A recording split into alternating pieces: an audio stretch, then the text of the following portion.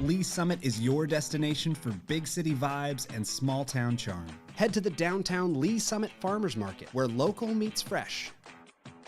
Then grab a cup of coffee and discover a variety of shops and boutiques just around the corner. Continue the fun in downtown Lee Summit at a retro arcade bar. Discover your new beer at one of our 6 locally owned breweries. Cool off with some handcrafted cocktails at happy hour. End the night with live music and good company.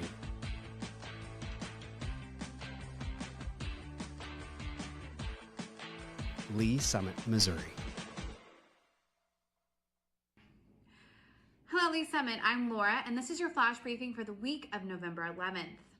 Want to get more involved in the community and make a difference? The Lee Summit Housing Authority Board of Commissioners is currently taking applications for new members. The Housing Authority is a municipal corporation funded under Missouri law that administers federal funding to affordable housing programs in Lee Summit. Citizens who wish to serve may apply by completing an application on the city's website at cityofls.net. We are needing your input. Every 2 years, the police department conducts a brief survey to better understand resident needs. Survey feedback is valued and used to shape the community's safety and well-being. Find a link to the survey at lspolice.net. Have you ever wondered how your local government works? How the city budget is developed? Where the city water comes from? The Citizens Leadership Academy will help answer those questions and more. Tour facilities and learn about the inner workings of city government from city leaders and elected officials. Participants will attend 7 sessions beginning in January. Applications are accepted through December 13th and space is limited. Find the application on the city's website.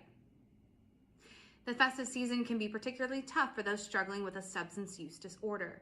The Lee Summit Police Department has partnered with behavioral health providers to provide a path to recovery for those seeking treatment. Participation in the Safe Passage program is voluntary. Find more information on the city's website. Heads up, Jackson County taxpayers. Lee Summit City Hall is currently unable to process tax payments, print receipts, or create waivers. Taxpayers are advised to visit a Jackson County location or pay online at jacksongov.org.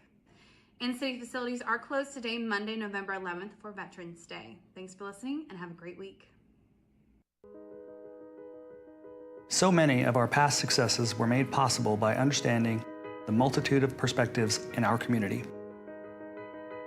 When we take the time to see the world through someone else's eyes, we enrich our own understanding and foster an environment where everyone can thrive. When I see the renovations we've made to our parks, I see an investment not just in essential infrastructure, but in people that builds community and directly impacts the physical and social well-being of our residents. I see equity, inclusive playgrounds where people from all walks of life can come together. I see a place to play.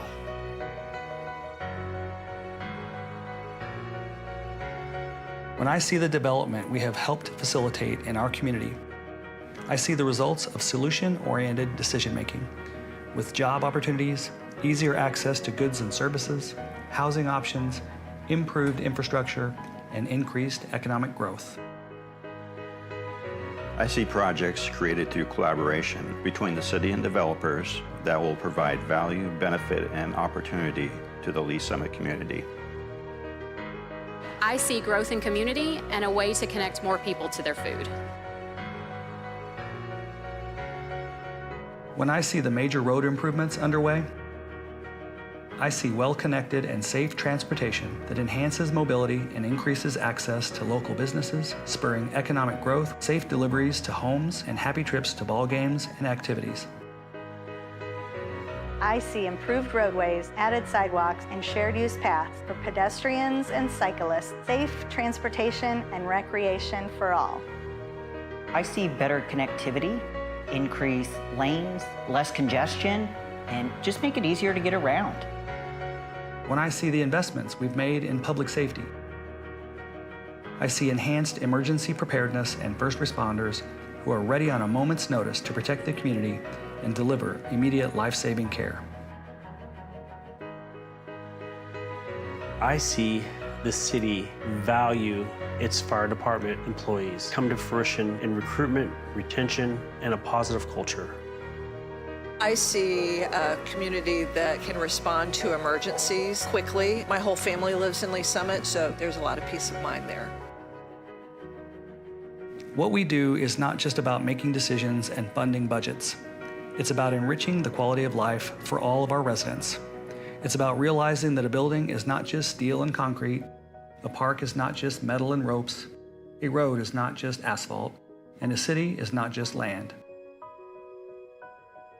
It's about the experiences we provide to all people of all generations and backgrounds.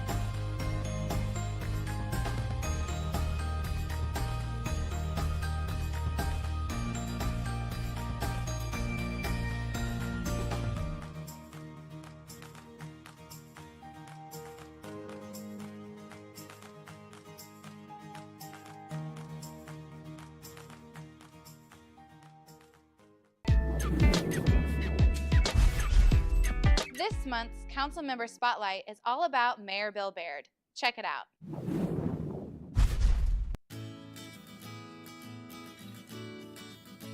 I have always volunteered in the community and I was always really involved, but then I ran for school board. Whenever I got done with my term, I just felt like I had more to give. It's always been my goal from day one is to get everyone in the community connected and working together, and I always called it a spirit of community. Well, Mayor's 24/7 and I have a job. I've had to work really hard at compartmentalizing, is what I call it. So during this time, I'm gonna do work. During this time, I'm gonna be mayor, even though I can get a call at any moment about mayor stuff. And so I've had to even work that much harder at setting aside time for myself or for family. So I like to exercise, I like to work out. Hillary's my wife. She actually goes to work out with me as well. And we do like to go downtown to the shops. We make sure we maximize our time together. I mean, I've got 2 kids as well, and we spend a lot of time with them, or whatever time they will give us these days. And I have a dog. I think most people kind of know me know I have to have a dog. We have so much development going on, and we're growing fairly quickly, so we have a lot of infrastructure needs, and sometimes we have gaps in infrastructure, and we've always managed to get by, but with this kind of growth, we're really having to be creative and look at our options and just have a good plan for water, sewer, roads, and more. If we want to grow the most healthy way, we need a diverse economy. We do have a lot of retail that's opened up here, and there's been new construction for retail.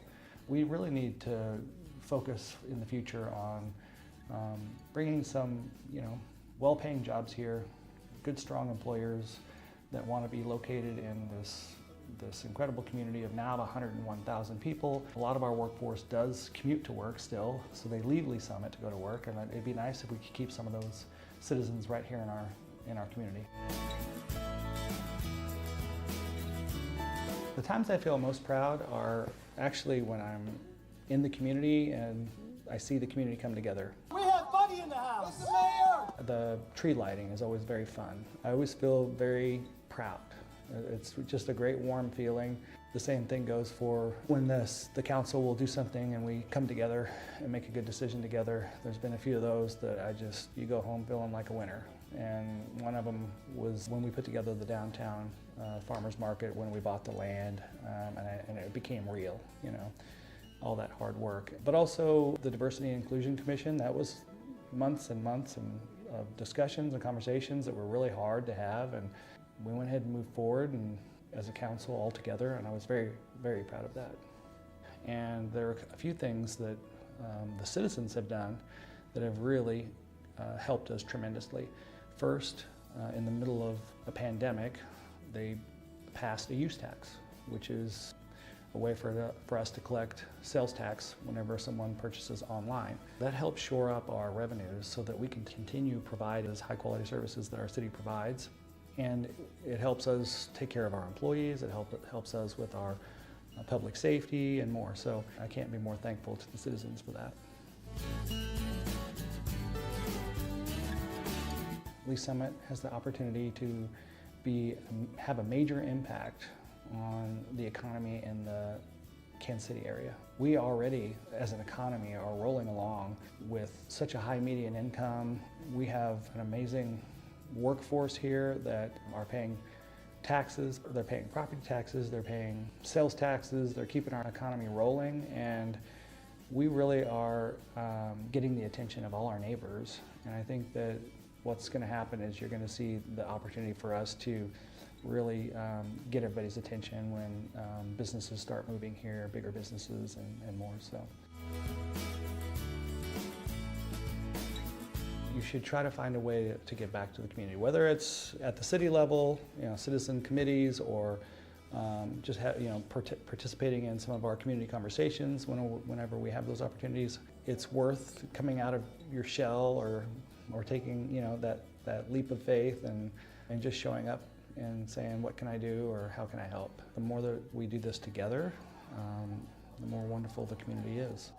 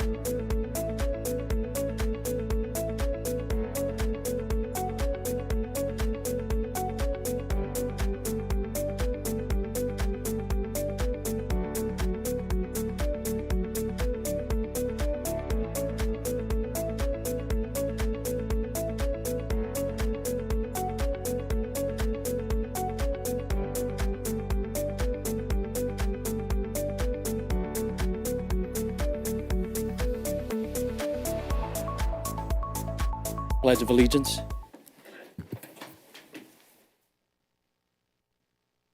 Heavenly Father, guide us as always as we satisfy the needs that need to be met during this meeting. Strengthen us as we make tough decisions and guide us so that this meeting can be productive. Let us be effective and decisive. Amen.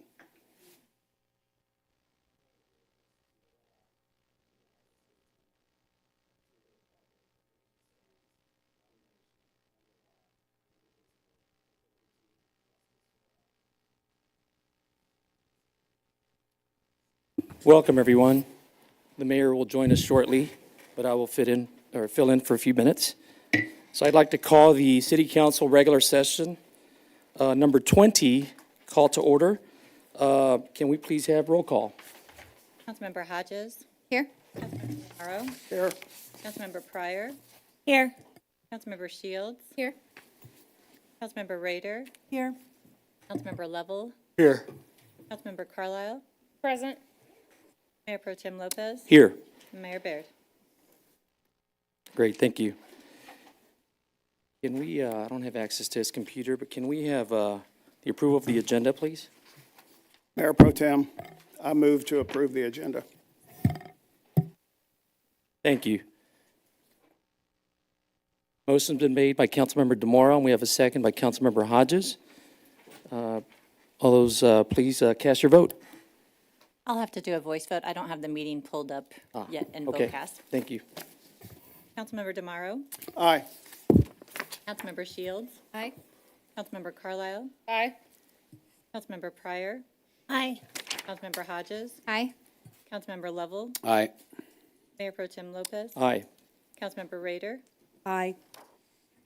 Great, thank you very much. So that takes us to the approval of the consent agenda. Mayor Pro Tem, I move to approve the consent agenda. Second. Great, thank you. So we have the motion made by Councilmember Shields and a second by Councilmember Carlisle. We'll do roll call again.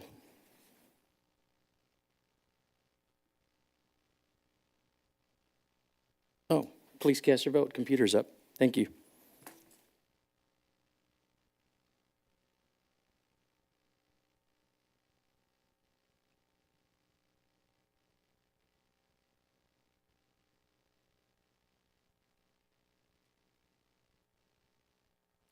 It appears that we have unanimously approved the consent agenda as presented. Motion passes 8-0. Thank you. One absent for now. So that takes us to Council Roundtable. Have anybody, any comments? Yes, Councilmember Pryor. Thank you, Mayor Pro Tem. Well, I just wanted to say that tonight is a big thing at Lee Summit Elementary. So you guys have probably seen the traffic. So I just wanted to tell the staff and everyone that are trying to keep Lee Summit Elementary open that I'm thinking of them tonight. So thanks. Great, thank you. I'm working off of two computers, so bear with me. All right, so that takes us to public hearings. We do have one public hearing. Let me get the...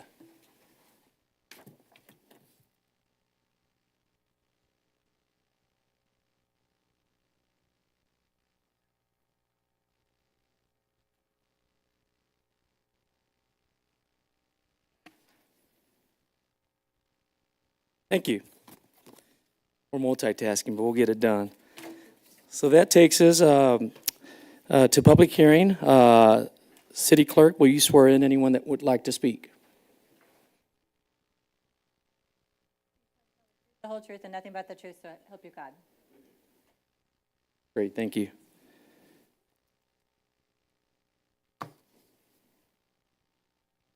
Good evening. This computer's not on. I'm Chris Crumright with Hoefer Welker. I'm going to give you a quick overview of the Lee Summit Joint Operations Center. Okay, yeah, Grant said it's that one, I think. It should be. Mayor Pro Tem? Yes, I will open the hearing, yes. Just to be clear, please read the item that is the first public hearing item. Yes, so we have item number 2024-6553, public hearing, application number PL 2024-188, preliminary development plan, Lee Summit Joint Operations Facility, 2 Northeast Tudor Road, Hoefer, Welker, applicant. Thank you. Thank you. So here's an overview of the entire site. So essentially this building is going to be on the existing police campus right at Tudor and Commerce Streets on the west side of the site here. It's primarily a new building, a Joint Operations Center, which is going to house the Emergency Operations Center on the south of the site. That has a hardened structure, tornado rated, and then the fire administration on the north side of that building. With a little bit of renovation of the police campus and updating some of their paving and their lighting and updating everything to LED. So here's a site plan showing that building with the existing police building right in the center here.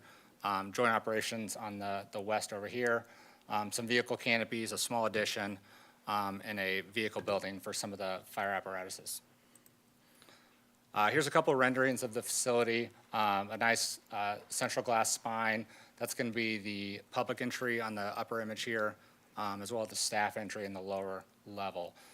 With this hardened Emergency Operations Center and dispatch on the left side in this bottom image, and the fire administration on the right here. This building's primarily brick, metal panel, and the EOC is going to be architectural precast. Here's a few elevations kind of showing those similar materials. And that is all I have. Great, thank you. I guess we'll have Mr. Soto.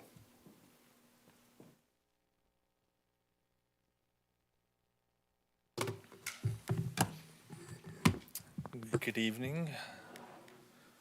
Hector Soto Jr., Senior Planner. I'd like to enter into the record Exhibit A, Exhibit A list of exhibits 1 through 14. Exhibit A list of exhibits 1 through 14 are entered into the record.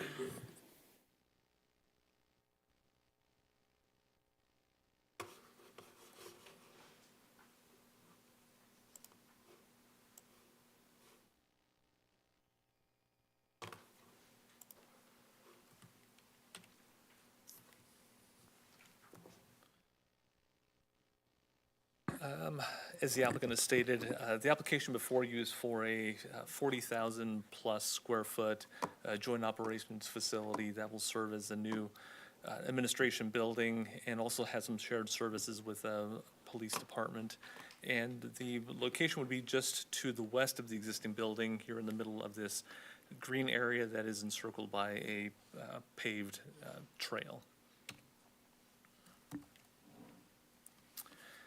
So the area, the subject property, which will essentially be what we call a emergency services campus of sorts, has existing PO zoning, which is planned office. It's surrounded by a mix of residential, commercial, and industrial type zoning. And off to the south and to the east, you have the residential zoning, which is the site of Lee Summit North High School. As has been mentioned, the new construction will primarily be limited to the main building, as well as a future apparatus bay. That bay would be a one-story building. The joint operations facility would be a two-story structure. There was a neighborhood meeting that was held on August 26th. There were no members of the public that attended, and staff has not received any communication from any residents in regard to this application. Here are the elevations. As has been pointed out, it's primarily a brick and precast concrete panel building. There are some metal panel accents that you see on all four elevations, which is primarily more the slate colored portions that you see on all four sides of the building.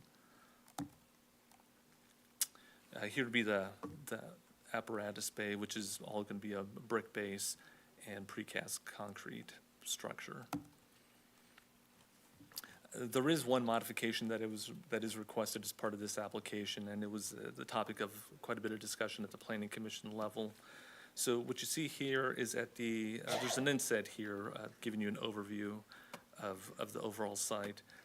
So at the far north end of the property, what we'll call the emergency services campus abuts some undeveloped property on the west, which is the future site of an apartment development, and there's also existing retail center on the east side of that property. So typically at the point at which these two differently zoned properties come together, there is a requirement for a medium impact buffer that's composed of a certain amount of trees and a certain amount of shrubs to provide a spatial buffer, visual buffer between those disparate uses. So with this application, the applicant is currently proposing to plant only shrubs along that north boundary, which is here showed in the clouded red. And the reason behind the request for that modification to the trees is that through here you have a network, and you can see here between the two drawings, the green lines being existing sanitary sewer lines that make up more of that eastern portion of that buffer area. And on the west end, you do have a bit of a conflict between a future detention basin. And also in these magenta colors, you also see are some overhead power lines that run through the area. Evergy has certain policies or requirements that there should be no landscaping or structures taller than 10 feet within their, under and around the vicinity of their infrastructure. So in keeping with that requirement or restriction, that is where we get the request for just planting shrubs so that there is some sort of vegetative buffer along that north boundary, but doesn't introduce taller ornamental or shade trees in that area. So to put numbers on it, that area calls for about 60 shrubs, 38 trees. So the current request is to allow 60 shrubs and 0 trees through that clouded area.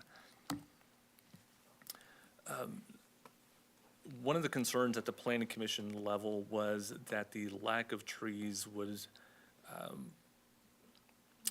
you could put quite a bit of a burden, perhaps you could say, on the property to the north when it is developed with multifamily residential in terms of not having that visual screen between the uses. So one of the things that here I'm able to pull up is that the image on the north is the plan that's currently into the city for administrative approval. It is a snapshot of their landscaping plan that shows what their south boundary, which is this common boundary here. So on the south image is still the joint operations facility. So the image on the north shows what will happen immediately north of this line. So on the north side of this shared property line, there will be a number of shrubs that will be installed with that multifamily development, and there'll be a total of 50 trees. So there won't be 38 on the south side, but all 50 trees, if not, 50, which would be 12 more than what's required on the south side, will be planted on the north side. So we're still going to get that screen that the Planning Commission has expressed some concern about. Just to show that this request is not something that's necessarily new to the area, here on the far right side of the screen, on the opposite side of Douglas Street, you see a building site that's currently under construction that had a similar situation where, and if you look at the inset here, there is similarly these same overhead power lines that impact the joint operations facility, run all the way across the north. It's a little bit difficult to see on this drawing, but they run through this detention area, this common property line that's shared with residential uses and commercial uses to the north. And this dashed green and gray line denotes also some existing sanitary sewer lines similar to what's impacting the operations facility. The request for modification came before you in the middle of the year of 2023 under similar circumstances, and there was a modification that was granted in that case for all landscaping in this area. So there won't be any shrubs, but instead what they did was plant some landscaping a little bit further south, closer to the building. So I guess the point of that was just to indicate that the request here is not anything new, and it was we had similar situation what we're dealing with this joint operations facility. So at the Planning Commission meeting, the Planning Commission made a recommendation for approval with an amendment to condition number 1, requiring the planting of 15 trees along the south side or the joint operations facility side of the property there along the north property line. So staff is still of the opinion that the shrubs and lack of trees would be appropriate for the site, given the amount of landscaping that will be provided on the north side of that common property line. So staff is recommending approval of the application with conditions 1 and 2, with number 1 as originally proposed. And here in the bold and this, the bold, the strike through would be the verbiage that was recommended by the Planning Commission as an amendment to condition number 1. So just to provide a little bit of clarification, so the verbiage that's in front of you on the ordinance itself is still the original language as staff proposes. So if you decided to take up the Planning Commission's recommendation and follow their amended number 1, then the motion that would have to happen on that one is that you would basically have to direct staff to amend the ordinance to reflect the Planning Commission recommendation as amended. So with that, I'll yield to any questions you may have. Great. Are there any questions for staff or applicant? I know there are. So, Councilmember Pryor, were you listed on there before, or was that from prior? Yeah, that's from before. It just wasn't Okay. cleared out. All right, Thank excellent. So I know Councilmember Rader. Thank you, Mayor Pro Tem. Hector, I think I have an easy question for you. So are the shrubs going to be tall evergreens back there or little shorty things? It's supposed to be kind of a buffer area. Oh, right. So they typically, I would characterize them as more understory type of vegetation. So they shouldn't be getting any more than, at the tallest, you'd probably see maybe some 6-foot shrubs, I suppose, if they particularly thrived. But it's something that we would work with on the final development plan stage to make sure that they don't reach a height that anywhere approximates what Evergy is trying to prevent. Okay, and then you said we had to, are we amending the ordinance after this that we read? Because If you choose to take up the Planning Commission's recommendation to reflect this language that's bolded, then your motion would be to direct staff to provide or to bring forth an application or an ordinance with the amended condition number 1 as presented in front of you. If you don't want to take up the recommendation as amended by the Planning Commission, then you would just read it as it's currently in front of you now. Great. Thank you. We have Councilmember DeMorro. Thank you, Mayor Pro Tem. Hector, thank you for that explanation. And, on the outset, I would support the recommendation of the staff. I would go with the staff's recommendation because of the narrative of the sanitary sewers, the electric lines, and the root systems of the trees as they mature. I think we're looking for problems in the future if we amend our ordinance or amend our bill and say we need trees. So I'm supporting the staff's recommendation of shrubs only. Thank you. Thank you. Councilmember Shields. Thank you, Mayor Pro Tem. So this is a city application to build a city facility, and we're asking for a modification to city requirements for that. And it went through multiple rounds of hearings and staff time. But that's just because we have to go through the same procedures as any other development, correct? That's correct. Mark Dunning, City Manager. So we hold ourselves, when we do our own projects, to the same standards that we do the development community. So that's why Hector's doing a good job presenting. Here's what's required. But given the conditions of where this exists and the utilities that are in play, should we be thinking differently? And that's where staff developed our recommendations and had that discussion with Planning Commission. So, and Hector did a good job saying we're not setting a precedent here with that other project that he highlighted. And then I would add, recognizing Evergy has these standards in place. I can recall areas within the city where they have not been adhered to, and I'm thinking of Woodland Shores was the most recent example where Evergy did come in and basically cut down the trees that were in violation of their height standards. So having that experience is, I guess, what I'm trying to help convey is that if we did go with trees here, I do believe that Evergy would come in and say, nope, 10 feet means 10 feet, and we're serious about it. I respect that you gave a very serious answer to my question. Thank you. You're welcome. Yeah, I don't have any other questions. Thank you. Councilmember DeMoro. Thank you, Mayor. And I would just comment, I remember the Woodland Shores, and I believe the total count that Evergy required to be cut down was 248 trees. So that's the issue we're looking at. Thank you. Thank you. Mayor Pro Tem Lopez. All right, so I guess I will go ahead and make a comment now. Yeah, I too, like Councilmember DeMoro, I know this isn't probably the ideal time to give personal comments, but I applaud Planning Commission and our staff for just being practical about this. I know it helps when we are the developer on one of the parcels, on one of the sites, but just to think it through and just be very just logical and practical, I think makes a lot of sense with the landscaping and the modifications that the Planning Commission is recommending. So anyway, I commend you guys for that. Thanks. Thank you.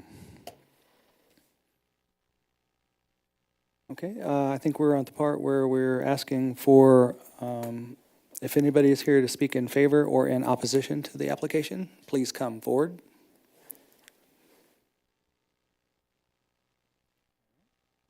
Are there any additional questions from the council? Does the applicant care to make any further comment? All right, thank you. Hearing no further testimony, I'm closing the public hearing and reopening the regular session. Is there any council discussion on this application? Yes, Councilmember Shields. Thank you, Mayor. I'm excited to see this project move forward. I would support approving this application without the Planning Commission's recommended changes so that means when we do end up voting on the ordinance, we just leave it as is, and that will make it so they don't have to require the trees. Is that correct? Okay. Well, reasoning seems sound, and I definitely support this moving forward. Thank you. Thank you. Councilmember Carlisle. Thank you, Mayor. I was just going to say that I completely see where the Planning Commission's coming from, wanting to add those trees in. But being somebody who drives down the road and sees trees that are chopped around power lines, I don't think we need to be wasting our money, taxpayers' money, putting up trees that are going to get cut down. So I agree. I will move forward just supporting staff's recommendation. Thank you. Thank you. Councilmember Rader.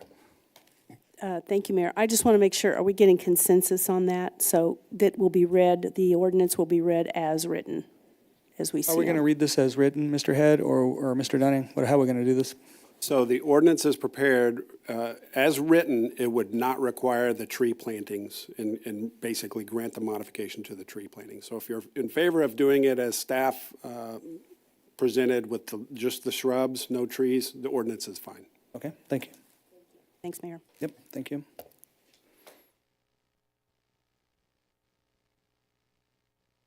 Okay, I'm not seeing any further comments, so is this Councilmember Rader? Are you reading this one? Councilmember Rader, would you please read Bill number 24-199? Thank you, Mayor. I move to advance to second reading Bill number 24-199, an ordinance approving the preliminary development plan for land located at 2 Northeast Tudor Road for the City of Lee Summit Joint Operations Facility, all in accordance with the provisions of Chapter 33, the Unified Development Ordinance of the Code of Ordinances for the City of Lee Summit, Missouri. Thank you. I have a motion to move to second reading, Bill number 24-199 by Councilmember Rader, seconded by Councilmember Pryor. Discussion. Seeing none, please cast your vote. All votes are in. Please record the vote. It does move to second reading unanimously. Thank you all.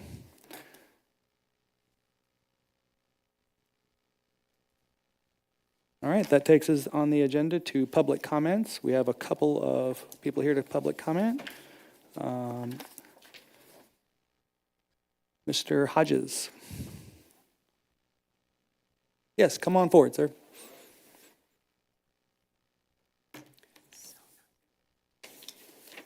if you haven't been here before, I'll just kind of, we give you 3 minutes to speak, and it has to be related to the operations of the city, basically, this general guideline, so.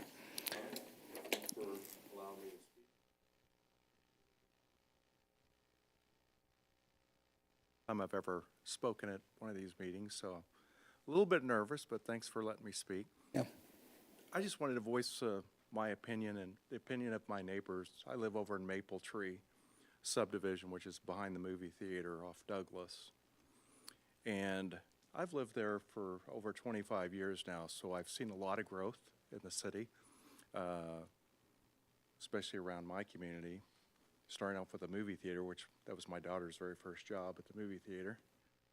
But the airport was one of the things I wanted to talk about, one of our concerns within my community.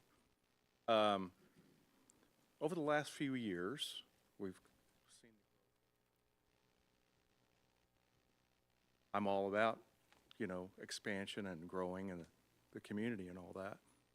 Only concerns we have in our neighborhood is noise, which that's what I wanted to bring to the table was airport's going to get bigger and expand. It's just going to create more noise unless we figure out together how to solve that problem. And I wanted to kind of bring a solution as well as address the problem. The problem seems to be the training flights. Now I know these training flights from what I've talked to the airport people I've spoken with, Joel, like Joel, very nice guy. These training flights, these guys fly about 1,000 feet above the ground. The problem with it is they fly in a circle, the exact same circle over and over and over. Well, I don't know about all of you, but I'm an outdoor person. I like being outside. I've got an in-ground pool. We have people come over, have family come over. We like to cook outside and spend time outside, have neighbors come over and visit. It's gotten to the point where the noise has gotten out of hand, and I've talked to the airport on numerous occasions over the past year, 2 years even, because of the growth. But the issue is basically the training flights just flying 1,000 feet up in the air. Now, in many instances, they are much less than 1,000 feet, but I know we don't have anybody that really manages that stuff that close. But some of these planes, the props they have on them are so loud. Now keep in mind, these planes don't have exhaust systems or mufflers that stop the sound, so they're very loud. Some of them aren't. Some of them are quiet. You could barely hear them go by. But a lot of these flights that come in here, these flight schools, some have really loud planes. Well, the problem is they fly 1,000 feet above the ground in a circle, the same circle over and over. There could be 4 or 5 planes flying at one time. Well, you think about one leaving the airport, one's over here, one's all around you, and they're just constantly flying in a circle for hours on end. Hours. You can carry on a conversation with somebody. I've got people over, and we have to wait till the plane goes by to finish our conversation, or if you want to read a book, or if you just want to listen to music outside. It really affects our quality of life. And that's what I wanted to bring to the table is it is an issue. I talked to Joel, I says, you got a lot of concerns and you got a lot of challenges ahead of you because there's more businesses going up. They're going to build a 3,000 unit apartment complex across from the airport, I believe, over by the Unity Village side, along with some hotel and some other things. You've got all kinds of residential at the city's, grown all around the airport, but the airport's wanting to make more business and have more flights, which is just creating more noise for everybody around. My solution is, so as far as the airplanes flying 1,000 feet, is to, if they flew higher, like 2,000 feet, and I know that's for a new pilot, maybe they're scared, but 2,000 feet I don't think is unreasonable. Noise travels, the farther away they are, the less noise they make. But I feel like 1,000 feet over a residential area is really unacceptable. All right, thank you, sir. All right, appreciate you. Appreciate you. All right, Ms. Pierce.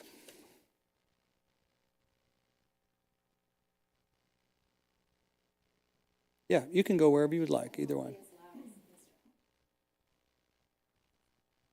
Better? Yeah. Okay. Please forgive me for looking down while I speak, but I have prepared comments. Good evening. Thanks for the opportunity to address you. At a recent meeting, during the presentation regarding a new name for the airport, Councilmember Lovell said the following: "I think it's great. I think Greater Kansas City Regional helps us identify as a feeder into Kansas City and just kind of puts us on the map for larger aircraft and more traffic. Anything to help you guys continue to grow your services and traffic and all the other great things that we have in mind, I think is great." This is in large part why I'm here tonight. This idea that we should support every ask of the airport in the name of growth is having a detrimental impact to the quality of life for many of your constituents. We, personally at my house and in my neighborhood, have dozens, often 50 or more flight operations over our homes on any given day. The noise is often unrelenting, as Mr. Hodges suggested. Many of us have lost quiet enjoyment of our properties many days a week. While this council seems to be committed to enticing traffic from Kansas City proper and bringing it and its various forms of pollution into our suburban communities, and doing what you can to generally increase traffic and attract larger jets, other city councils around the country are asking questions and setting recommendations and policies on behalf of their constituents as it pertains to airport operations. For example, city leaders across the U.S. are conducting environmental studies to determine their airport's effect on local soil and water supplies, particularly around local schools, as well as noise mitigation efforts such as curfews, enacting or increasing landing fees, grants to affected homeowners and schools for soundproofing measures, taking steps to ensure that affected residents are represented on airport boards and committees, and increasing minimum altitude requirements.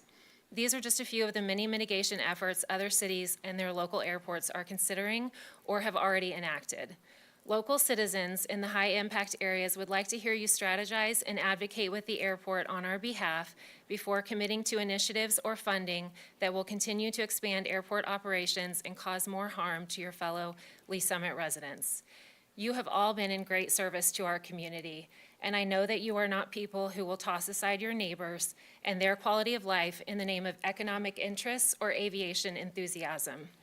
We can balance the needs of residents with economic interests, but it will take a willingness and a course correction on your part to put your constituents first when it comes to operational growth at the Lee Summit Airport and the role that your decisions play in that. Thank you. Sorry for my nerves. No, you did good. Thank you. All right. Next on the agenda is presentations. We have an, agenda item 6A. This is a land clearance redevelopment authority project, K&R Wholesale Building Materials, 1460 Southeast Broadway. Kevin Higdon is the applicant. Looks like Ryan Elam's going to kick it off, though. Good evening, Mayor and Council. Ryan Elam, Assistant City Manager. You are correct. I am going to kick off the presentation and discussion and kind of tee things up, and then Mr. Higdon is going to come in and tell us a little bit more about the operations, but I'm going to go ahead and give the overview of the project and where we're at. First things, I need to start off with an apology. The information in the presentation wasn't included in the packet. The presentation itself was not included in the packet, but that will be added to the packet for the second reading, so overall. So with this, this is a land clearance for redevelopment authority project. You'll notice that there was no conceptual incentive request for this project, and there is no preliminary development plan with this project. That's because this project actually fits within our incentive policy pretty squarely. So when we are evaluating these projects, the developer or the applicant has the option to go straight to more of an implementing phase if they fall within the guidelines associated with the incentive policy. And up on the screen here, this table is straight from our incentive policy and really does outline a lot of what those cutoffs are.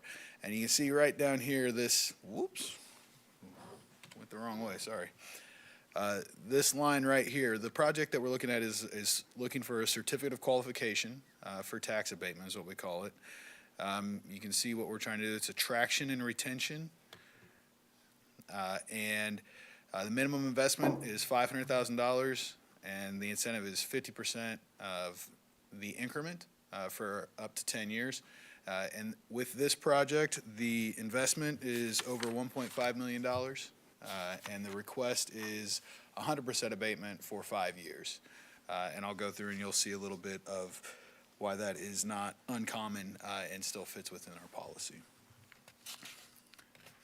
So the project itself is located in the 50 M291 Highway Urban Renewal Area. This is one of our proactive urban renewal areas that was actually approved by the City Council in June of 2014. Now the map on the screen is from our LCRA 5-year public hearing that we held in January of this year. And it also identifies a few projects that are in the general area. This project is located right here, if you can see where the cursor is there. And the next slide will give you a little bit more clear picture of what that is. So this is the Newberry Landings project.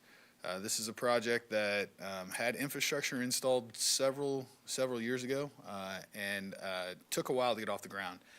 And really, one of the main reasons why this area has developed and started to turn out has been the use of the LCRA tool. K&R Wholesale Building Materials is expected to go right here at 1460 Southeast Broadway. They're looking to be about a 21,250 square foot industrial building. I'll have a little bit of office in there and a lot of warehouse. The property is currently zoned PI, so again, it can go straight to a final development plan. It's in conformance with the comprehensive plan and the current zoning. With the project, they're expected to bring about 25 new jobs to the area within the next 2 years as part of their application process. And I've labeled on here the other projects in the area that you can see: the Higdon Construction Building, Mar Building Solutions, and HT Solutions Phase 1 and 2. All of those projects are LCRA projects as well. This is another slide from our LCRA public hearing that talks through our certificates of qualifications projects. And you can kind of see our history there and where they're at. And down at the bottom gives you a very high-level overview of where this project falls based off of the estimates associated with it. Again, 100% abatement for 5 years, $1.5 million investment. The estimated abatement is about $196,000. Now you might be asking, okay, that's different than what I read in the packet. That's correct. The numbers in the packet were a little off on the very last page of the packet, and so that will be updated as well.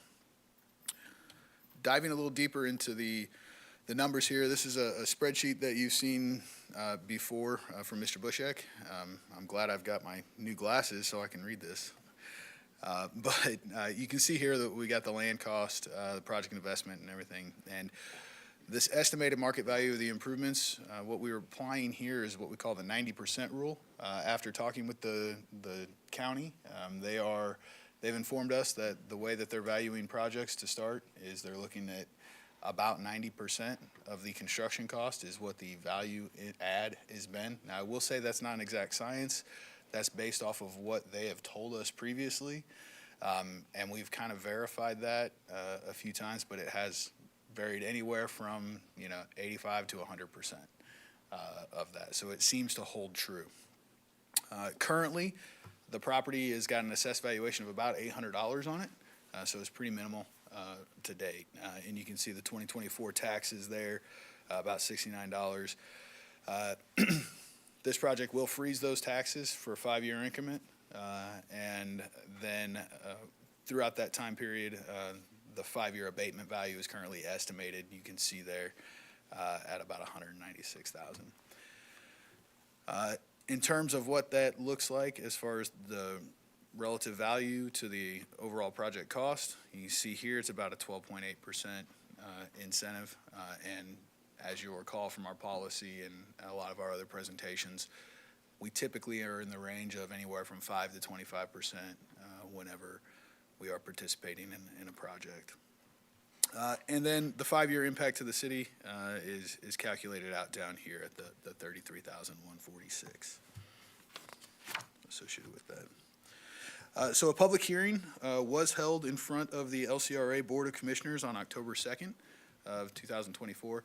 And again, this project's a little bit different in the fact that it's in an existing urban renewal area, and it is just a certificate of qualification. So that puts the authority for the public hearing to occur in front of the LCRA commissioners, and the implementation steps are then delegated to the city council and staff from there. Hence the presentation and ordinance in front of you this evening. There is one other step that will occur with this, pending direction. There will be an abatement agreement that will be brought back that will include a little bit more specifics on performance measures for job creation, since that is the basis of the incentive request associated with that. One other item of note, there is an error in the ordinance as well. When we get to the ordinance, there's a specific dollar amount that is listed in section 6 of the ordinance, and our recommendation is that we can either amend that specific dollar amount out, or we can bring back a substitute bill next meeting. And happy to Hit it again discuss for me so I can get this addressed. Yeah, so I will switch over to the document cam, and then I'll let Mr. Higdon come up. So in the ordinance here, you can see this section 6, we had an estimated annual amount of $9,874 for a 5-year period, and that's an error. That should not be in the ordinance there. So our recommendation is to just strike that from the ordinance. Okay, for an estimated annual amount of $9,874, that needs to be struck down if we should choose to approve it. That's correct. All right, thank you. And with that, I will let Mr. Higdon come to the podium and talk a little bit about his project, and we'll be Excellent. available to answer questions. Very good.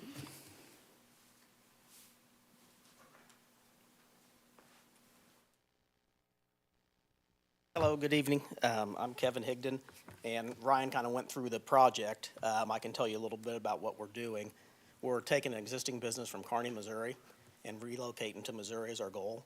In that, we're going to move 9 employees currently that are in Kearney that are above the average state wage. I think, was it state wage? Is that what it was? Jackson County. Move them down here and kind of make this a headquarters. So hopefully double growth in 2 to 3 years as far as employees, head count. Also be bringing in trucks, personal property, probably be like $500,000 in vehicles. It'll be a tax base as well. The building, we're going to do a little nicer than what's required. That's a metal building area where you can do 3 sides, just the basic metal panel. We're going to upgrade that to the embossed stucco panels. So it'll have 4-side architecture and look real nice. Currently, the plan, or what we're selling there, is building materials. So it's like composite decking, aluminum railing, high-end metal siding. And our local customers are Owen Lumber's a big one, Casey Deck Supply. Some of those vendors here that can not have to store as much at their location, they can pick it up, which leaves them some headache, as you know how Owen gets full and they need places to put things. So we think it'll be a benefit. We'd like to move from Kearney. This allows us to help pay for pallet racking, the expense of the building, moving people here, setting up business again. So it's a benefit. Other than that, any questions? Yeah. Questions? Do you have a description of the building and such? As far as plans? Yeah, things like that. Oh.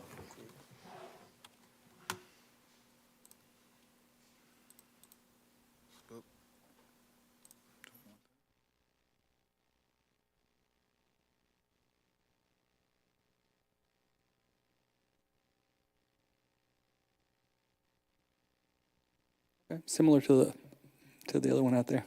Yeah, Yeah. pretty close. A little bigger, it'll have different colors and different panels, like they'll be horizontal, vertical, so it'll have a little better architecture. Yeah. And this is your company? Yeah. Okay.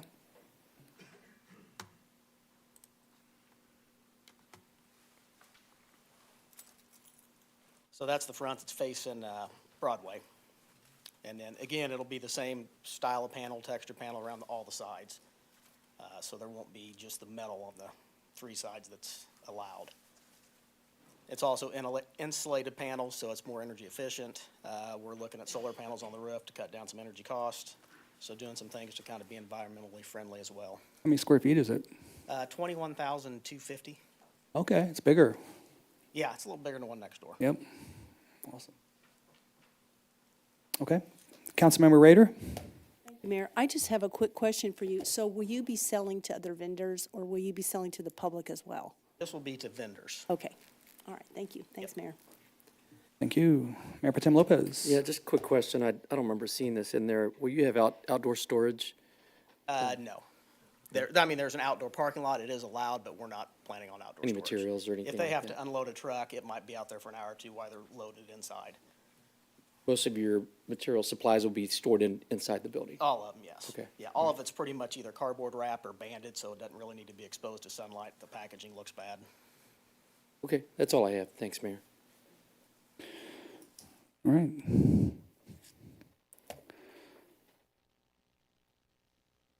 Well, this is a presentation. It's not really a public hearing. So usually there's a script for me to follow.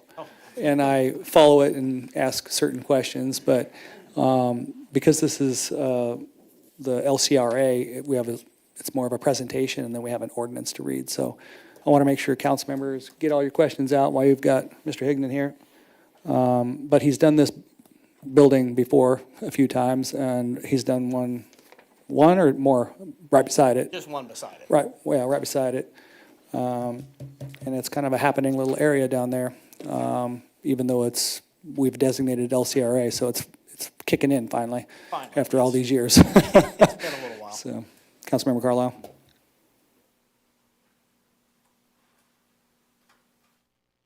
Thank you, Mayor. Sorry about that.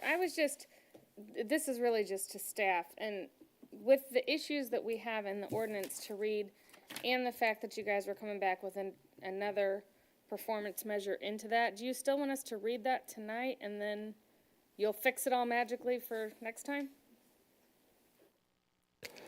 Yes, yeah, I think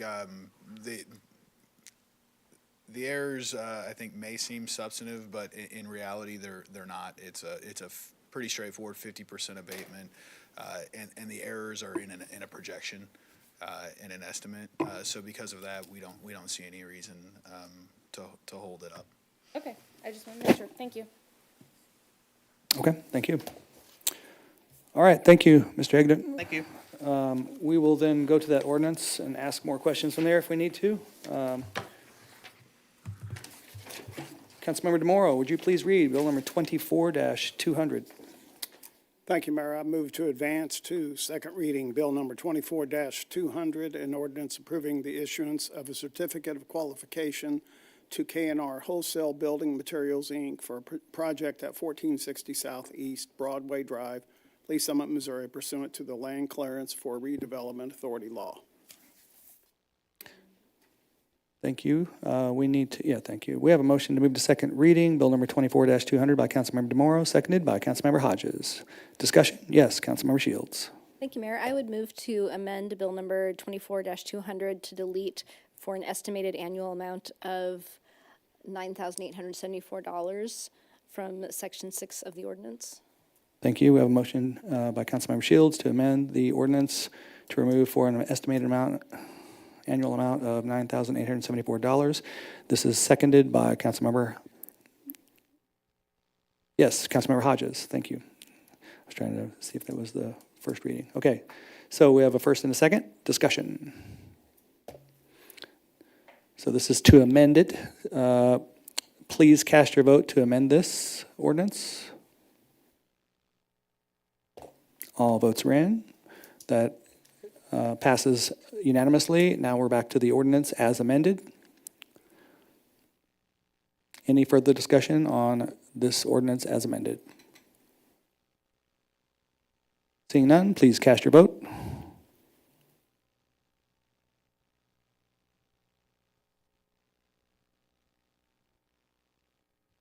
We have a technology glitch. Hold on, everyone.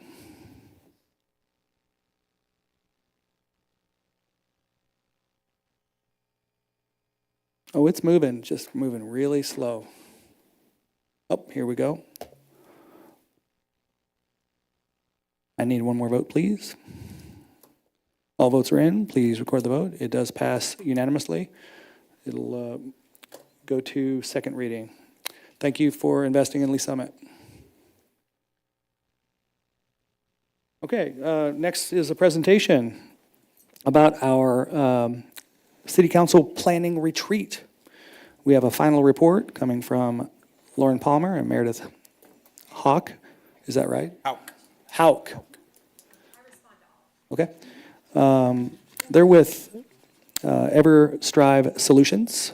They conducted what I thought was a pretty phenomenal retreat for us. We got a lot accomplished, and we are going to get got a lot of direction out of this council retreat. So I'm looking forward to hearing what their thoughts are. Mr. Dunning, are you going to kick it off, or are you going to just hand it over to them? I can kick it off real quick. So Lauren and Meredith are here to present their final report from our joint, I call it a joint retreat, where management team, so that's our department directors, chiefs, assistant city managers, and myself, collaborated with all of you on setting forth some priorities for us to focus on as an organization. So with that, I'll turn it over to Meredith, it looks like. Thank you. Good evening, Mayor and Council. It's so nice to see you all again. Like you know, we're Meredith and Lauren from EverStrive Solutions. For those who are not familiar with us in the public, we are a full-service public sector consulting firm, and we met with you all in mid-October to lead a 2-day City Council and management team retreat. Tonight we want to just do a high-level summary of the final report that's included in your packet, and then talk about what our next steps are and recommendations for next steps are moving forward. So can I advance it, or, okay. Perfect. So just high level as a reminder, during the retreat, we had a couple of different sections that we went through. We started off on Friday night building social capital amongst the council. We did the 4 tendencies, personality framework to talk more about how you all follow through with your commitment. We spent some time identifying your why for serving on council and what some of your high level hopes and dreams are for the community. And then we spent some time talking about how the committee structure works and how council gets things done as a group. Then on Saturday, we joined back up and we started talking about priorities for the upcoming 2 or 3 years. And we used Stephen Covey's big rocks analogy. And before Lauren takes us through the rock structure that the council identified, I just want to remind everybody what the rocks stand for. So your big rocks are the multi-year initiatives with generational impact that will require significant time and resources to complete. Little rocks are those routine or ongoing initiatives where like the processes and frameworks already exist, but it is going to take some time and resources from staff and council to execute. And then the sand are the tactical items that can be done during a year time period. So Lauren, I will let you kick us off and take us through those. All right, we did a priority setting process and the council narrowed to these 4 items as big rocks. Like Meredith stated, these are really those big initiatives that the council wants to focus on over the next couple of years. After you identified these 4 priorities, we had you split up into groups and work with teams from staff to just start some preliminary conversations around what implementation might look like for each of these items. So we asked you to think about where you would start, what are the resources and additional information you would need to get started, how you would advance, starting to think about community engagement and what that process might look like, and then where you would end, and thinking about what success looks like on each of these items. So again, there's more detail in your report, but just kind of a high-level summary. On beautification, that conversation really focused on your relationship with MoDOT and other property owners and making sure that you're improving aesthetics along your major commercial corridors. And there was acknowledgement that your cultural commission has done some work in this area and really supporting their agenda around beautification. The second item was housing. A lot of good conversation around just kind of starting with knowledge and benchmarks and really getting a good, clear understanding about the existing housing stock in your community, what additional housing has been approved, and then where there are gaps. We felt like there was pretty strong consensus in the conversation, and I think that's backed by your prior planning, that Lee Summit wants to be a community with different types of housing for the different stages of life. But there are definitely differing opinions about how you go about that. So I think this item reflects that as a big rock, you all want to spend some time kind of working through that issue over the next couple of years. And then solid waste, there was consensus to start that 2-year statutory notification period to really start looking at what are your different options and what are the community desires around collection for solid waste. And then finally, that fourth item, stormwater, again, wanting to start a process to really define what are the service expectations from the community on stormwater needs, and then putting together a multi-year plan to address that level of service delivery, including figuring out the right funding source. Then when we talk about your little rocks, again, the council came up with 4 priorities in that area. The first was just trying to get more clarity and transparency around how that process works for appointing your seats for boards and commissions, as well as the charter review process that you have coming up in a couple of years. Second was public safety. This council really takes a lot of pride in the investments that you have made recently in police and fire services, and really wanting to keep momentum in that area, and making sure that you keep a strong reputation.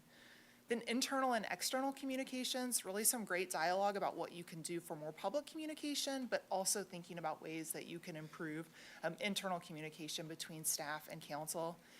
And then finally, sidewalks and downtown infrastructure. That kind of got put in that little rock category because there is an existing plan that prioritizes sidewalk improvements, both sidewalk gaps and new construction.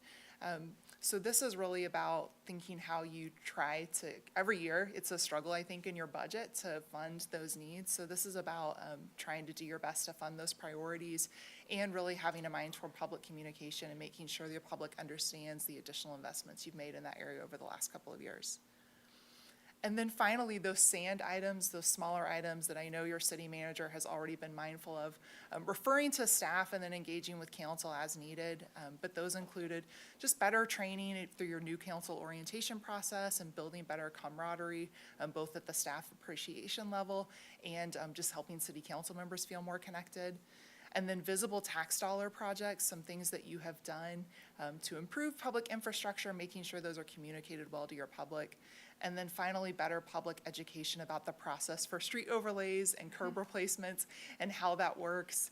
There's some confusion in the community about why certain improvements get made in certain times, and just trying to provide more clarity for your public about that.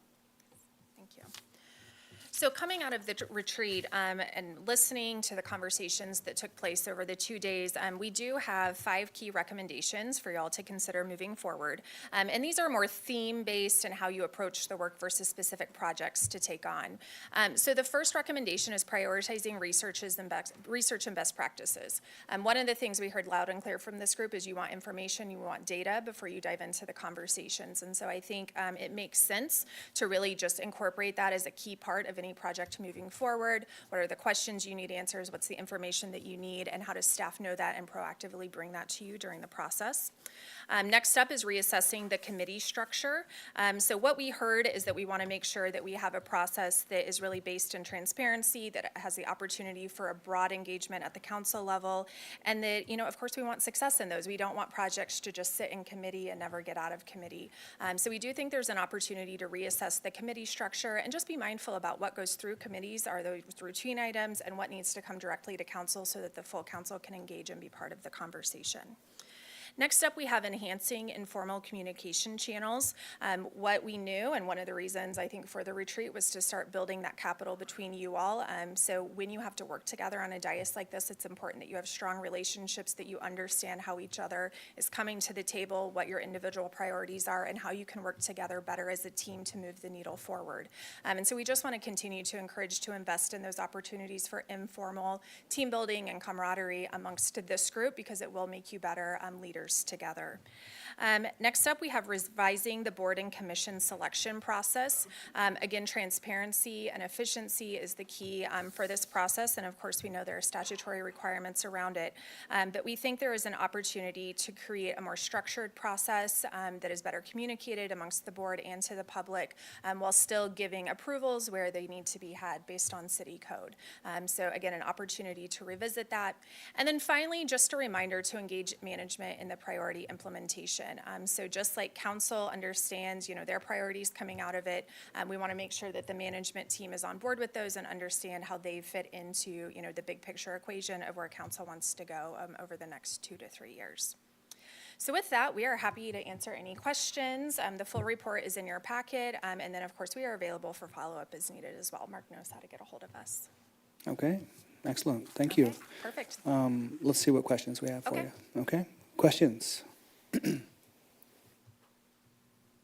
For Lauren or Meredith, you can call them by their first name because we had the retreat and we got informal in there. Yes, Councilmember Pryor. Thank you, Mayor. So this question isn't necessarily to you both, but kind of for Mr. Park. Now that we've discussed the big rocks and we've discussed the waste solution, at what point can we file the thing that you were talking about we need to file?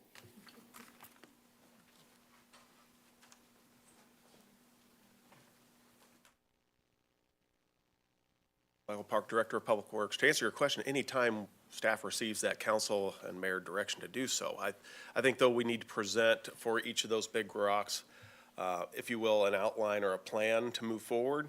And with that, we'll identify, maybe some of the pitfalls or drawbacks to the timing of issuing that public notice with regard to the solid waste and municipal waste services. Okay, thank you. So do you know a timeline about? Because I know you said that we can just keep it filed, even if we don't do anything right away, just keep it filed that way. Yeah, I believe first step was tonight to present the summary of the retreat, and then we're taking direction from Mr. Dunning. I was expecting probably something within the next couple months to have a deliverable to you all with regard to the big rocks that are assigned to public works. So, solid waste and stormwater utility being two primary ones, and then also I've got some involvement in the beautification that revolves around that MoDOT relationship. So, thank you so much. Thank you. Okay, this was great. Outlining the direction that we were, that you helped facilitate from, pulled out of us, dragged out of us. What do you think, some things that are strengths that we need to lean into maybe, and then maybe something we need to work on too? Have the benefit in our consulting business, we get to work with a lot of communities, and I think you all do really have a strong foundation. You all enunciated, you've got a lot of confidence in your staff, you've built a good team, you have low turnover in your staff, and that's a great asset to have as you start working on these rocks. And then you've got a good foundation with each other. You work well together here at the dais. There's really a strong sense of professionalism. So you've got all the pieces in place to be really successful. I think this was the next thing that you needed. You've got a lot of excellent prior planning, but those planning documents can be overwhelming, when they are multi-year. Even some of the things in those plans are generational. So giving you the opportunity to really focus up on what can this council accomplish in the next 18 months, 2 years, I think is going to position you well to move forward. Keep going. I was going to say, the only thing that I would add to that is something that you never know how this is going to play out in a retreat, but you all reached consensus on your big issues fairly quickly. I think there's not agreement yet of how you're going to get there, what exactly the successful outcome looks like, but it was obvious that everybody on the dais shared a commitment to doing what's best for Lee Summit, and I think it's clear what the big rocks are moving forward, so where your attention needs to go. And they all showed up? They did, yeah. I bet that doesn't always happen. It does not, no. And you got it long, and it was an enjoyable 2 days, so yeah. Okay. Any more questions before I let them loose, let them go? Thank you for coming here and presenting formally. It was a pleasure working with you, and we learned, I think, a lot about ourselves and each other, and that was super healthy for us. We needed that, and thank you to Mr. Dunning. It was your idea to do the retreat, and you found the right group to get it done, so appreciate that. Thank you. Okay. We have another presentation tonight. We're going to move on to that. This is the continued discussion regarding the new name for the Lee Summit Municipal Airport. It says, let's see here, yeah, Michael Anderson is going to do the presentation. How are you? I'm fine. How are you, sir? Good. Mike Anderson, Deputy Director of Public Works Operations, here to continue the discussion on the airport renaming. I'm not going to go back to the very beginning and get into the master plan into why, but just wanted to kind of remind everybody of our previous conversations. If you recall, and I forgot my notes, just 1 second, please.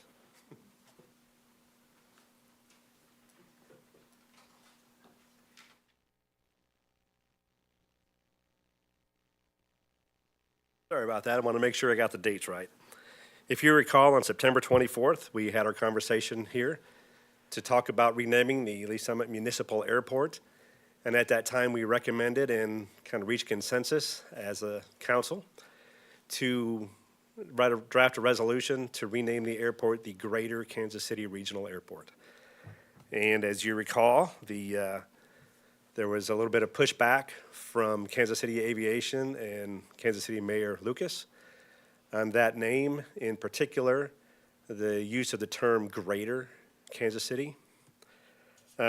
Staff, or Mayor Baird and staff met with Mayor Lucas and his staff on October 11th to talk about their concerns, and it really did fall down to the use of the term greater. I think that in their mind made us a bigger player in the aviation world than we really were. I think we left that meeting, Mayor Baird kind of challenged us to look at alternative names for the airport that did not include the term greater, and made a commitment to Mayor Lucas that we would look at some other options. So we did that on October 24th. The Lee Summit staff met with Kansas City Aviation staff to further kind of vet out some of their concerns in discussing the use of the term Greater Kansas City. Again, that gave them the impression that we serve all of the Greater Kansas City area, when in fact we really kind of serve more of the south and eastern Greater Kansas City area. So I mean, I think that was a legitimate concern of theirs. So we talked about some alternatives and some of their preferences. And bottom line is, you know, they didn't have a problem with us using the term Kansas City Regional, but wanted some sort of qualifier in front of that.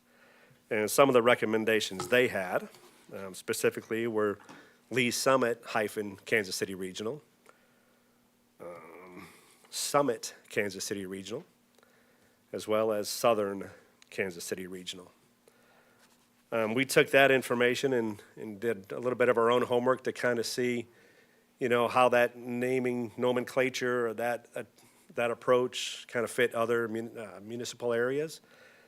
And what we found is, you know, putting the primary city second behind a qualifier, especially when using two city names, if there was a separation, if the primary city and the secondary city were separated by other cities in between, then typically you would see the smaller city's name first and then the primary city.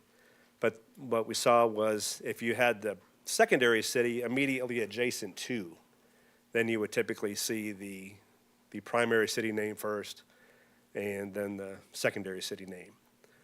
So we took this information to the Board of Aeronautical Commissioners, and we met on November 6th and had, I thought, a very good, fruitful conversation.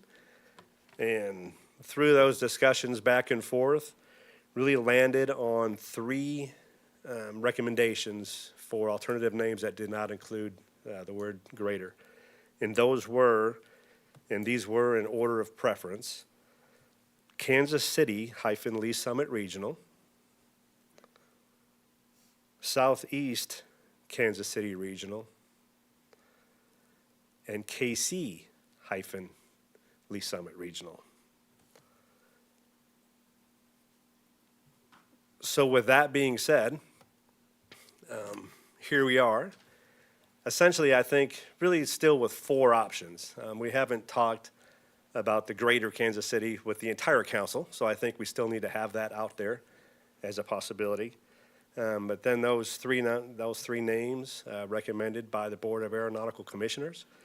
I will say as staff, and I think it's fair to say that our recommendation of those four would be the Kansas City-Lee Summit Regional Airport.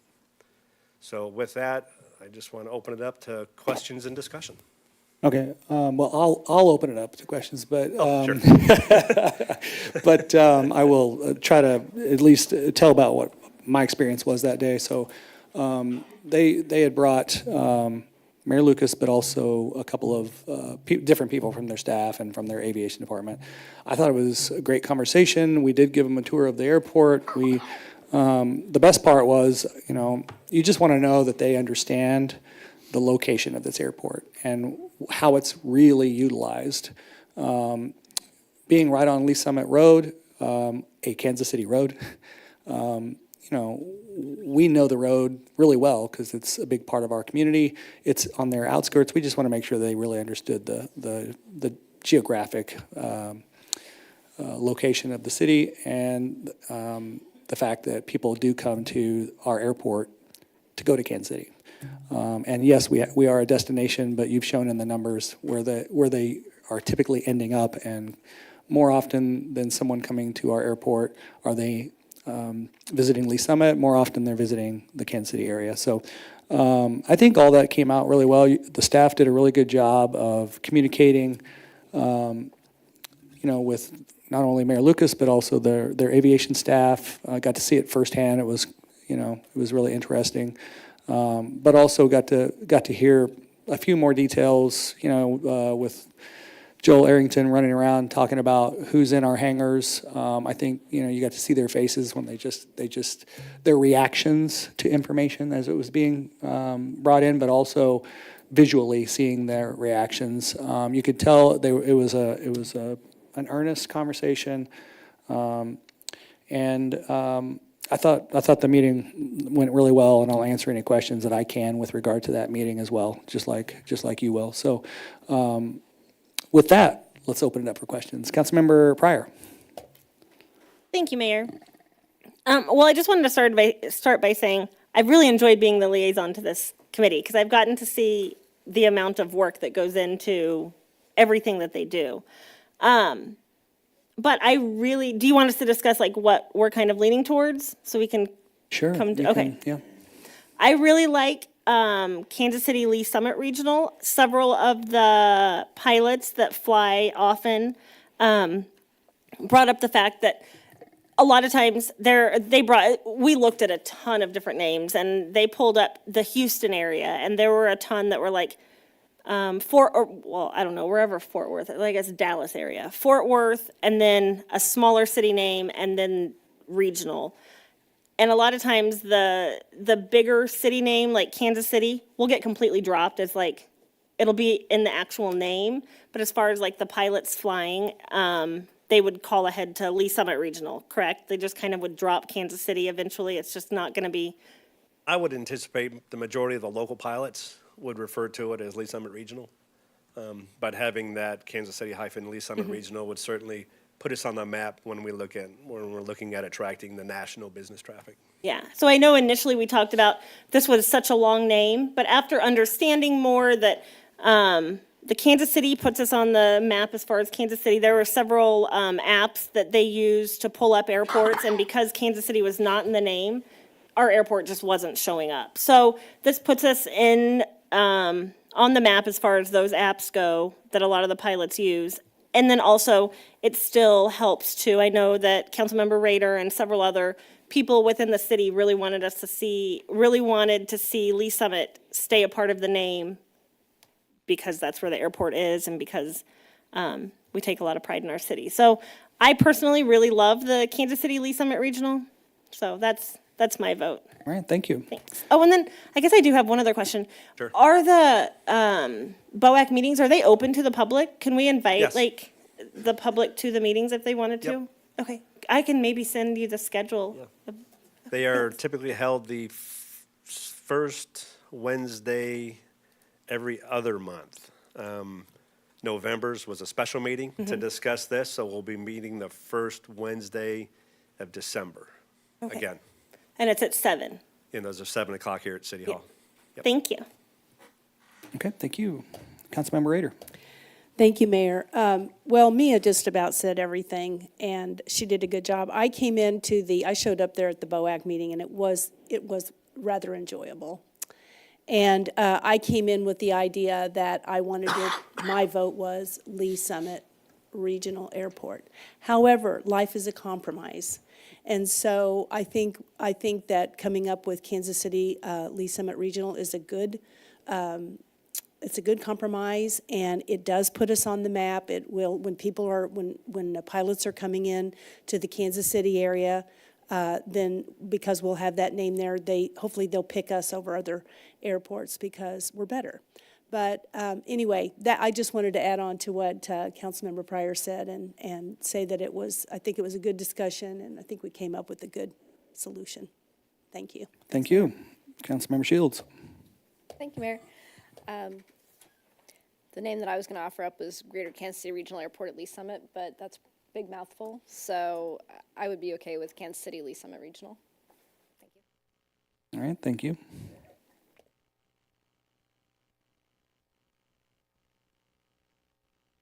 Think it makes sense.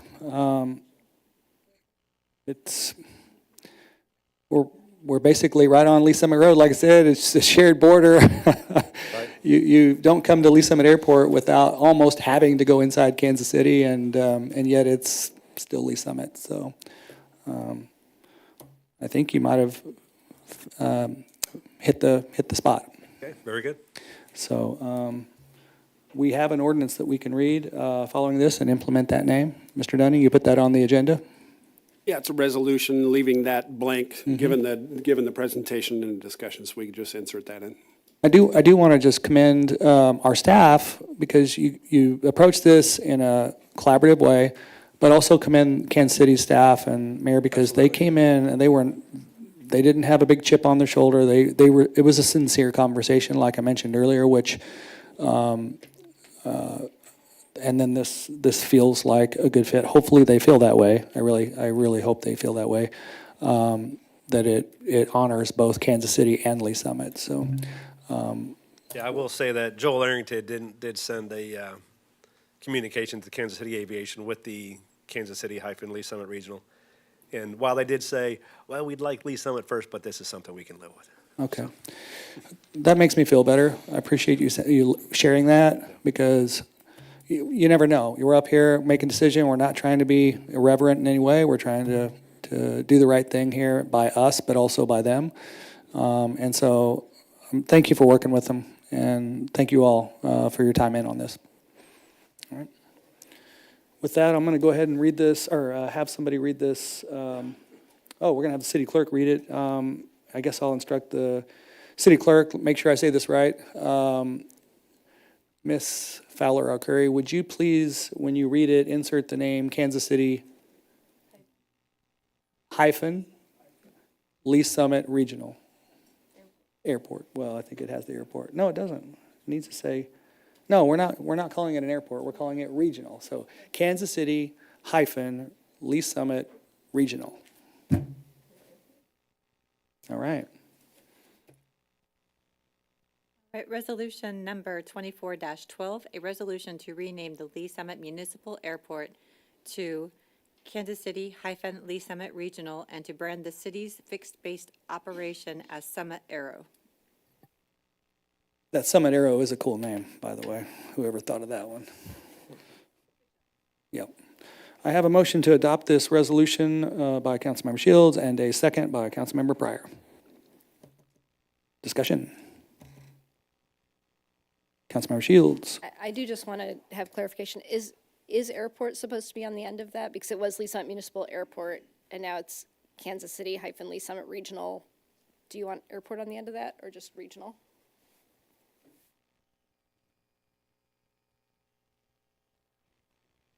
The official name of the airport is Lee Summit Municipal. Okay. So I think the change would be Kansas City - Lee Summit Regional.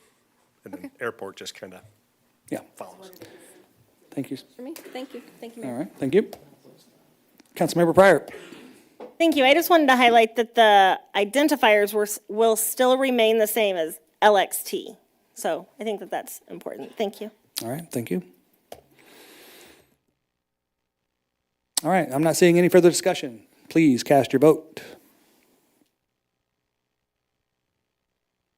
All votes are in. Please record the vote. Passes unanimously, 9-0. Thank you all. Is that just, that's a resolution, so that's the plan. That's done. That's adopted. Okay. We have one more resolution? Oh, the schedule. All right. Ms. Fowler Curry, would you please read Resolution 2414? Yes, and on the agenda, it was noted that this was Resolution 12-14, but that was an error, and it should be 24-14. Resolution number 24-14, a resolution adopting the amended City Council schedule of meetings for 2025. Thank you. I have a motion on the floor to adopt the amended City Council schedule for 2025. Motion made by Councilmember DeMoro, seconded by Councilmember Rader. Discussion. Seeing none, please cast your vote. All votes are in. Please record the vote. And that's adopted unanimously as well. Thank you. Okay, we have a couple proposed ordinances. First reading. No, forwarded from committee, that is. So we'll read them twice. Councilmember Lovell, would you start us off with bill number 24-201? Thanks, Mayor. I move to advance the second reading, bill number 24-201, an ordinance approving the use of a cooperative contract between the City of Independence, Missouri and Baysinger's Uniforms and Equipment to purchase ballistic vests and the associated accessories for Lee Summit Police Department's Emergency Services Squad in the amount of $107,936.14, and authorizing the city manager to execute all necessary documents on behalf of the city. Thank you. We have a motion to move to second reading, bill number 24-201 by Councilmember Lovell, seconded by Councilmember Hodges. Discussion?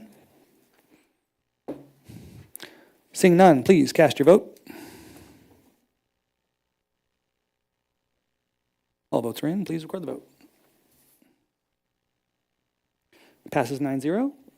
Councilmember Lovell, would you please? I move for adoption, bill number 24-201, an ordinance approving the use of a cooperative contract between the City of Independence, Missouri and Baysinger's Uniforms and Equipment to purchase ballistic vests and the associated accessories for Lee Summit Police Department's Emergency Services Squad in the amount of $107,936.14, and authorizing the city manager to execute all necessary documents on behalf of the city. Thank you. We have a motion to adopt bill number 24-201 by Councilmember Lovell, seconded by Councilmember Hodges. Discussion? I will say it does kind of feel good. I mean, it's you know, when you're these kind of purchases, it's kind of smaller on our scale, but yet we're doing something good here for our police department, and I don't know, it's a rewarding part of the job up here. Please cast your vote. All votes are in. Please record the vote. It is adopted unanimously. Thank you. Next is bill number 24-202. Councilmember Shields, would you please read for second reading? Thank you, Mayor. I move for second reading of bill number 24-202, an ordinance approving an agreement between the City of Lee Summit and the Missouri Department of Public Safety for the city's acceptance of appropriated funds in the amount of $1,500,000 for the planning, design, and construction of an emergency operations facility pursuant to House Bill 2020, Section 20.1.2.3.1, Fiscal Year 2025, and authorizing the mayor to execute any and all documents on behalf of the city for the same. And we did not correct that typo in pursuant.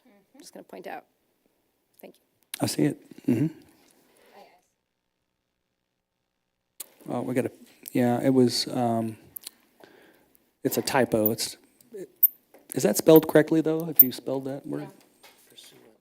Pursuit? But doesn't that say pursuit? That says pursuit. It's spelled correctly if it was.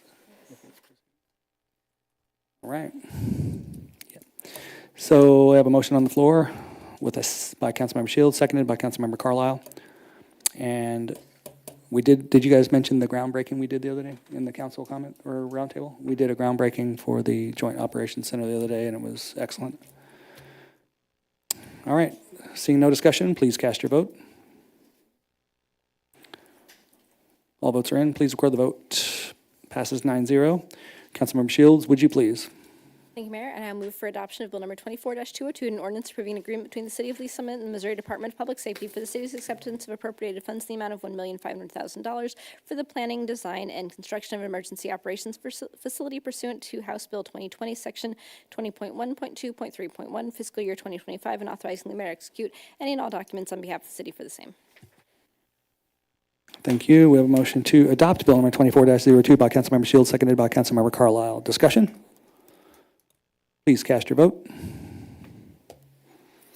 All votes are in. Please record the vote. It is adopted unanimously. Thank you. Councilmember Hodges, would you please read Bill number 24-203? I move to second reading Bill number 24-203, an ordinance approving the award of bid number 2025-024 to Carolina Ground Service Equipment Incorporated, DBA Pilot John International, for the purchase of one new aircraft tug for the Lee Summit Municipal Airport in the amount of $146,501.94, and authorizing the city manager to enter into an agreement in the form of a purchase order for the same.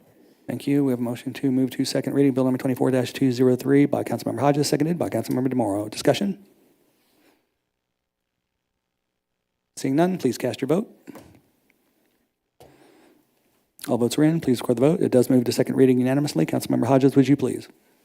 I move for the adoption of Bill number 24-203, an ordinance approving the award of bid number 2025-024 to Carolina Ground Service Equipment Incorporated, DBA Pilot John International, for the purchase of one new aircraft tug for the Lee Summit Municipal Airport in the amount of $146,501.94, and authorizing the city manager to enter into an agreement in the form of a purchase order for the same. Thank you. We have a motion to adopt Bill number 24-203 by Councilmember Hodges, seconded by Councilmember DeMoro. Discussion? Please cast your vote.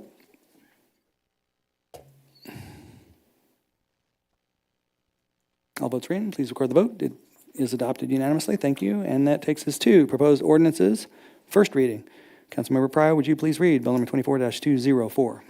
Thank you, Mayor. I move to advance to a second reading, Bill number 24-204, an ordinance vacating a portion of certain easements located at 1424 Northwest Pryor Road and 1450 Northwest Pryor Road in the city of Lee Summit, Missouri. Thank you. We have a motion to move to second reading, Bill number 24-204 by Councilmember Pryor, seconded by Councilmember Carlisle. Discussion? Seeing none, please cast your vote. All votes are in. Please record the vote. And it's going to move to second reading unanimously. Thank you all. And that takes us to committee reports. Councilmember DeMoro.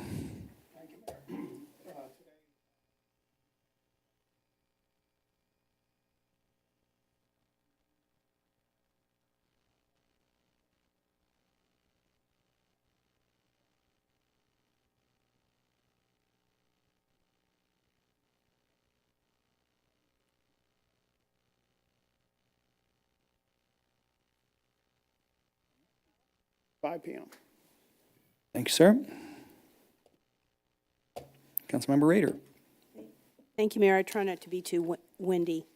So the Parks Board met on October 23rd, and there was some highlights, which were they talked about that the 2024 summer camp was a huge success. They had 640 kids enroll, 40 up from last year. And they would like to increase that enrollment for 25, but they're going to need additional staff and some funding. So it's a good opportunity for kids that want to get a summer job. They're also very excited about a new app they have developed for use with your cell phone. So with this app, you can sign up for classes, events, tickets, memberships, and just about anything and everything to do with parks. The app is still in the beta stage and will be available next year. So I played around with the app, and it was very user-friendly for somebody that doesn't know how to use technology very well. But I was really impressed with it, and I think it's gonna be a big hit.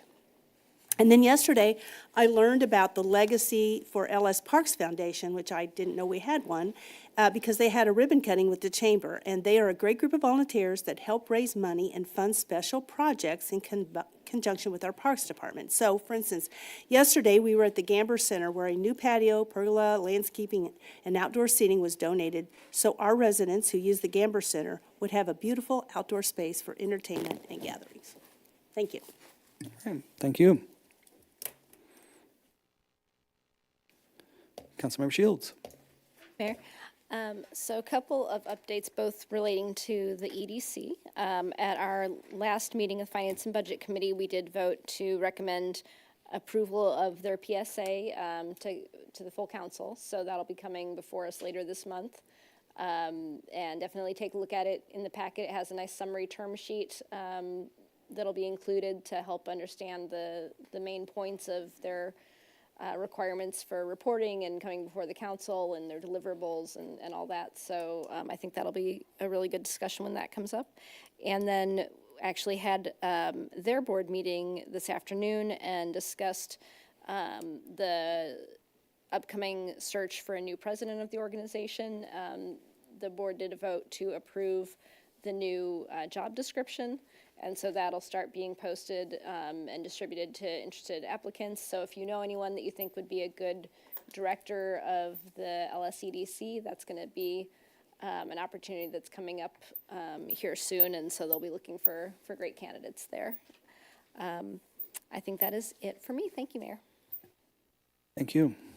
Councilmember Lovell. Thank you, Mayor. CEDC met last week. We had a very lengthy presentation regarding housing and a lot of good data and opportunities to really look at kind of our housing policies as we move forward. We don't have anything concrete to bring back to council yet, but we hope to be exploring that in future meetings and look forward to good conversations with you all down the road. Excellent. Thank you. Okay. That takes us to council comments. Yes, Councilmember Rader. Thank you, Mayor. I just wanted to address Mr. Hodges and Mrs. Pierce comments about the airport. And this is really just to inform you that I was with Mayor Pro Tem Lopez, and we sat down with Mr. Arrington, Mr. Anderson, and the FAA, and we had a really good brainstorming session about next steps. So basically, really quick, they are getting together a presentation. It'll be a Q&A presentation. We're going to do it out at the airport. We don't know quite yet when, but sure.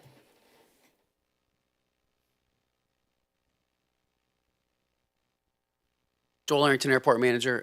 We're tentatively planning that for December the 5th. Yeah, and the Lakewood residents should be getting a Facebook post or something here in the next few days. I just haven't got the invitation put together yet, so.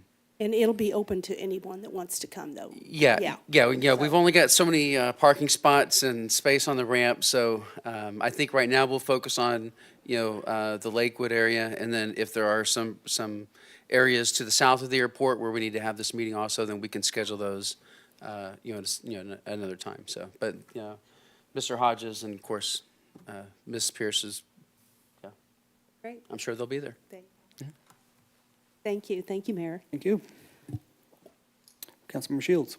Thank you, Mayor. I forgot to mention during Roundtable earlier that Feedly Summit is this Friday, so I hope that everybody will come out and support that. We had a proclamation in support of it a few weeks ago, and it's coming up fast here, so hopefully I'll see some of the council members and lots of community members out there supporting great organizations. Yeah, great event.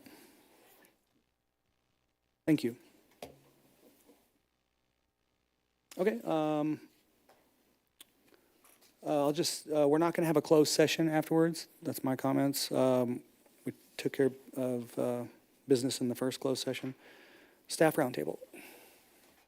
Thank you, Mayor. A reminder that our applications are open for the Citizens Leadership Academy program, where citizens, residents, business owners in Lee Summit can apply and go through kind of a more in-depth understanding and awareness of how we make all things work as far as how we provide a level of services here in the city. So applications are available.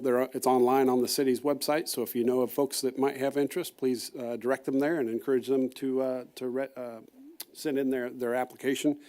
And then tomorrow evening, I know the Chamber is holding World Cup 2026, kind of pretty much a community-wide for those interested. So we will have numerous staff there to participate in that, and wanted to create that awareness with you all as well. That's tomorrow night at the Missouri Innovation Campus at 6 p.m. And that's it, Mayor. Thank you. All right. Thank you. Well, then we will call it an evening, and I will adjourn this meeting at 7:50.